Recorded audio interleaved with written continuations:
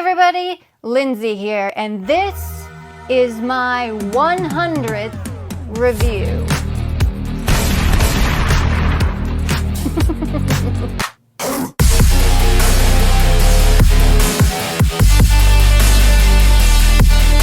This is actually two reviews. I'm going to be talking about Together and Weapons. I saw both of these movies over the past week. The first one that I saw was Together, so that's the first one that we're going to talk about.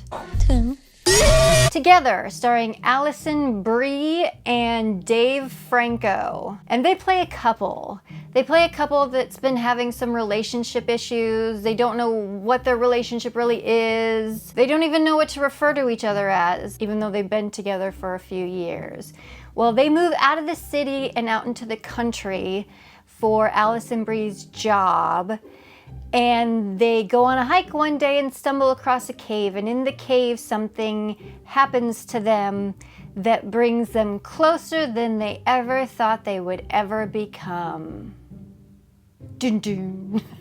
My overall thoughts on this movie is that it was advertised very well. There was a lot of hype around this film, that it was gross. Some of the trailers alluded to some very gory body horror, stuff like that. Whiskey for the pain. So I was very excited to see it. I liked how this film looked. It did a good job of ratcheting up the suspense. But overall, I have to say that this movie really under-delivered for me. It really under-delivered. The two leads, while I think they did okay, their characters were some of like the most annoying people in a film. Like, they're just kind of assholes and not fun characters to watch go through this, because you just want them both to suffer. And maybe that's a good thing. Maybe that's a good thing, but it also under-delivered on the body horror aspect. I was very disappointed with the body horror. I mean, I've seen some body horror, but the way this was advertised and the way they were trying to sell it was there was gonna be some gross shit in this movie, and there really wasn't. Even by normal standards, there wasn't a lot of gross shit in this. I mean, most of the time, they cut away or pan away from the body horror that is going on, and they don't let us see it. And when they finally let you see something, it's not practical. And so I was very let down by this movie. It was okay, it was a fun watch, but by the end, especially the ending, I was just like, what the fucking, what was the point of that? I don't, it's fun, but again, it seriously under-delivers on the body horror aspect. So that was a big letdown for me. And that's really all I have to say about Together. You know, there's this story going around, I don't know if there's a lawsuit yet, that they stole this idea or something from some other screenwriting group. I don't know. I don't know the whole story. I've just seen the headlines. All I know is that there's some kind of to-do saying that they stole this premise or something, and I think they did you a favor. I mean, the premise is interesting, but this movie just kind of, I don't think this is a very good movie, at least narratively, and it's not what they sold in trailers and stuff like that. So if you're going into this expecting some gross body horror kind of shit, you're gonna be disappointed. So that's all I have to say about Together. I love you.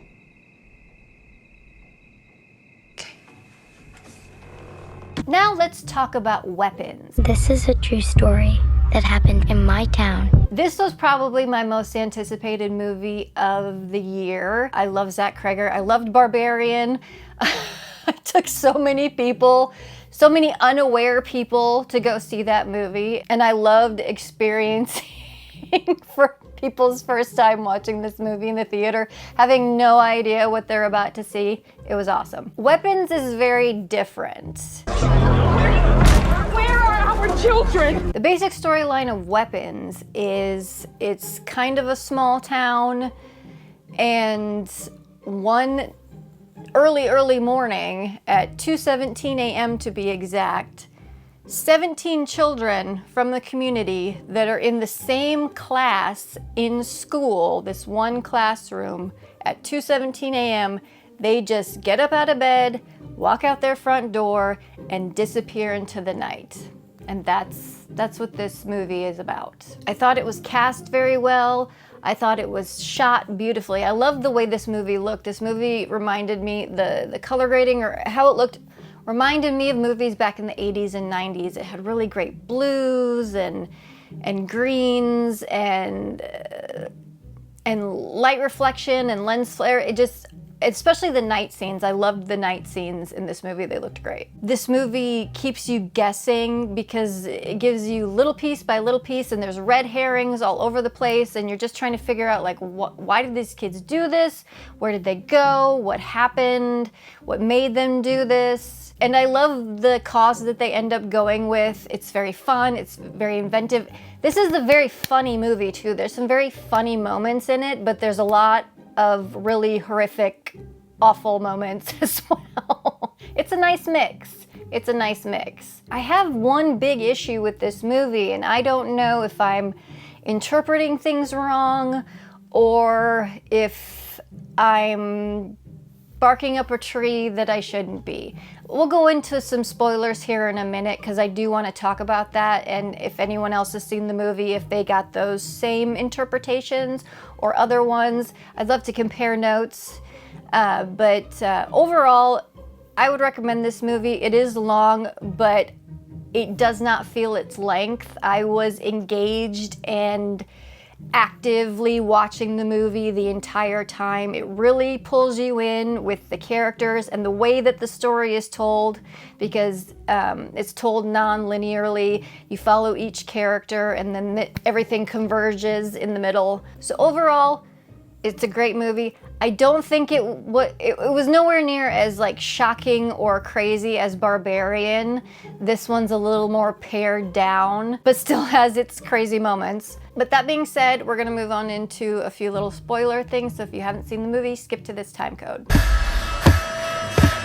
Okay, what I got from this movie and what I was piecing together throughout the first half of the movie, a little over half of the movie, is that this movie is an allegory for a school shooting. There's a lot of things pointing in that direction. I was going this way and thinking this, and then there was a scene where Josh Brolin's character, he plays the father of one of the kids that disappeared. He's outside and he looks above his house, and in the sky appears a giant AR-15 and the 217 flash brightly on the gun. Now, that seems to cement what I was picking up, that this is an allegory for a school shooting. There's one kid that is left in the classroom. One kid didn't disappear, and then the teacher is left. And 17 kids disappeared. So you have 2 survivors and 17 kids that are gone. There's 2 and 17. And so I was like trying to figure out the numbers, like what is this referencing? But it could be Zach Cregger is just putting things in there for us to think about and mess with and throw us off guard. I don't know. It also seems like each one of the characters is representational of things that we go after or blame or question when there is a school shooting. You have the teacher. All the parents want to know what she did, what she was teaching, what she was saying in her classroom. And then you have the parents that are just looking for answers and getting nothing and having no power and no ability to do anything to find answers or rectify the situation that they find themselves in. They can't find justice. They can't find their kids. They don't know what to do. And how all these things turn us against each other and turn us into weapons against one another. I don't know, maybe I'm reaching here, but the school shooting allegory is so prominent, it seems to me, within this film, that when the crazy aunt character comes in, I'm like, well, what does she have to do with this allegory? And really, I don't think she has anything to do with it. She's the wild card in this whole narrative that I have. But again, Why would he put an AR-15 in the sky if he's not alluding to school shootings and a bunch of the other stuff? Because they show the surviving kid getting bullied and stuff like that, and maybe that's all just a red herring.